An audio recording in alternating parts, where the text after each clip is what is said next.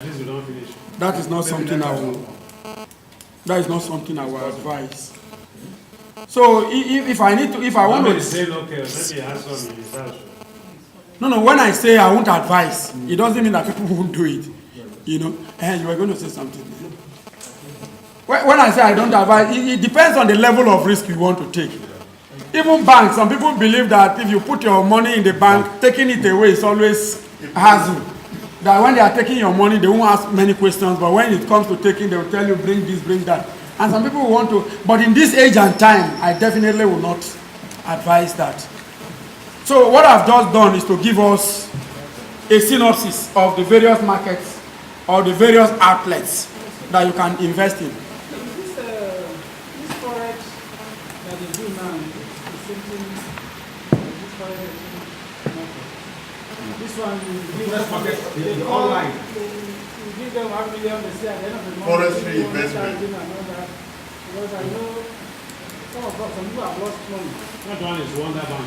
Wonder Bank, yes. No. That is not. No, maybe I don't know. Shed light, but there are some foreign currency trading platforms that Yes. some people use. Yes. Some people use online.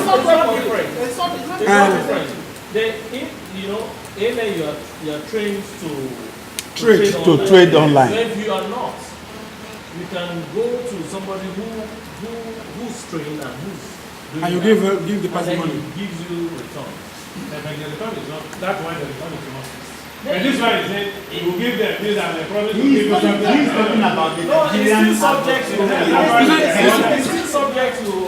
That one must be constantly online. Yeah, exactly. I think he's talking about the Nigerians as a treated form of hedge funds. Hedge fund investment. Let's take it one by one. I said he's talking about the Nigerian adulterated form of Hedge funds. hedge fund investment, whereby they tell you bring money, we hedge it for a period of time, like Prospecto and the rest of them that came up, like Wealth Solutions that came up. They were into hedge funds, but it was not done appropriately. So I think the point to note there is, like this foreign currency, if you are trading it yourself, or you have somebody that is helping you to trade, like you said, if you don't know how to trade, you know, but you have to be very careful of who you entrust your money to. Like I subscribe to that software at a point. You know, you pay just a little amount, and it's like you open an account, and as you trade the currency, whatever you buy, whatever you sell is through that account. And on daily basis, you can monitor the balance you have made on. So you sell, and I mean, when you see the currency, you see this particular currency, you can buy euro, you can sell pounds, but you need to be on this thing. You know, it's real time online. But if you cannot do it yourself and you are giving your money to somebody to do that trading for you, it should be somebody that you trust, and the guy should even have a track record of what he has done for himself and maybe for others before. But for those that will promise you, because even that market, like Ruben, even that market is not something you are sure of the exact return you are going to do. Because tomorrow you don't know what the exchange rate is going to be. So it could move in favor of you that you make too much money. It could even happen that you lose too much money. But so if anybody is promising you an exact return, that might not be the person to partner with. You know? And you could just start with a little amount and maybe for a 1 month window. And if after that 1 month you discover that you are not getting the returns that you expected, you will pull out, depending on the terms of the agreement. Have I been able to say something? Okay. So now what I've done is to actually tell us the various markets that one can invest in. And in the course of that, I equally mentioned what it takes, the bottlenecks, like real estate that I mentioned that you need a lot of money to do. Now zeroing in on the markets that I will advise one to invest in. You know, I mentioned earlier that the higher the risk, the higher the return. And our risk tolerance level, what we call risk appetite, it differs from people to people. Somebody naturally is a risk taker. And when you tell him that this particular investment will yield 50% return, you give me 1 million, you are getting 500,000 on it. Because of his risk tolerance level that he is naturally a risk-taking person, he will go for it. Somebody will say, look, I don't have this level of risk tolerance.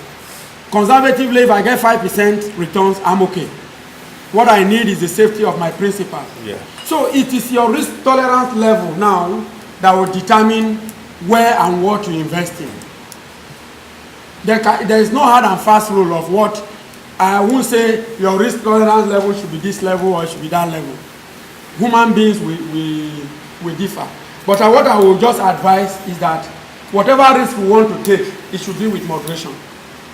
You understand? That is what I will advise. Because sometimes even your risk tolerance level on a particular investment can be high. The same risk tolerance level on another investment can be low, depending on why you look at the individual investment outlets. So where I would have advised us to invest in, like I did some 4 or 5 years ago when we were in this same place, when capital market was like the in thing, was capital market.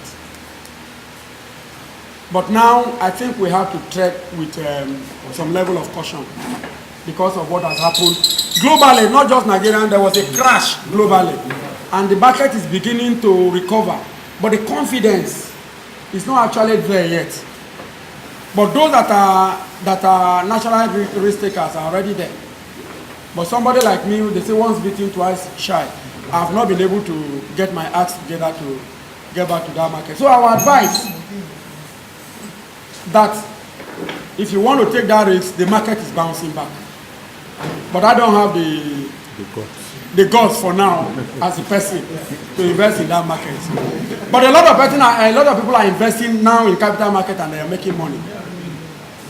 You know. Excuse me, sir. When you talk about this treasury bills, Yes. I'm hearing about it. Yes. I've not really put my mind to thinking about it. Can you So what explain it a little more to me? treasury bills really, they are instruments that government use to borrow.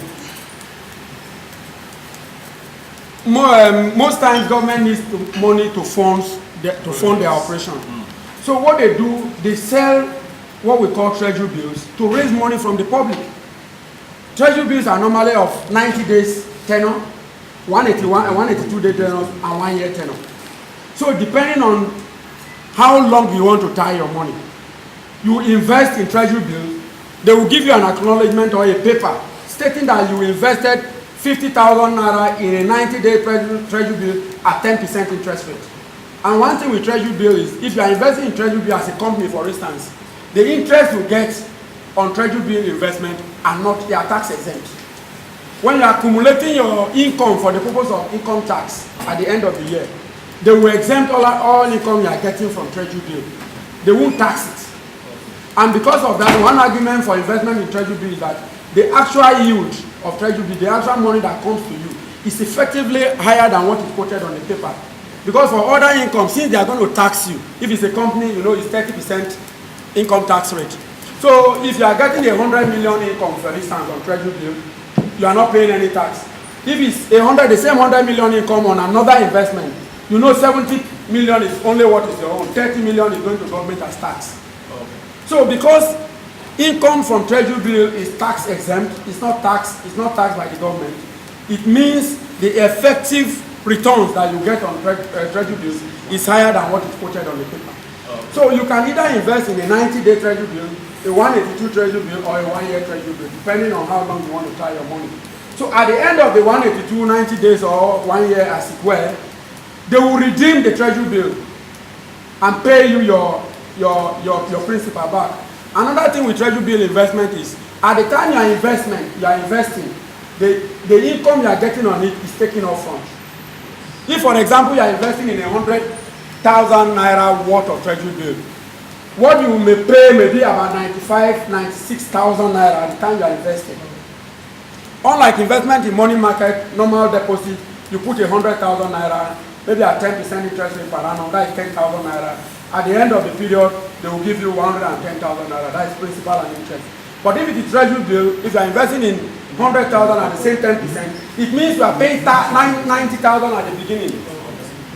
So it's only 90,000 you pay, and at the end of the period, you get 100,000. So effectively, because you are getting this money, this 10,000 income today, as against getting it in 90 days time, Effectively, you can put that 10,000 in another investment which will give you another income.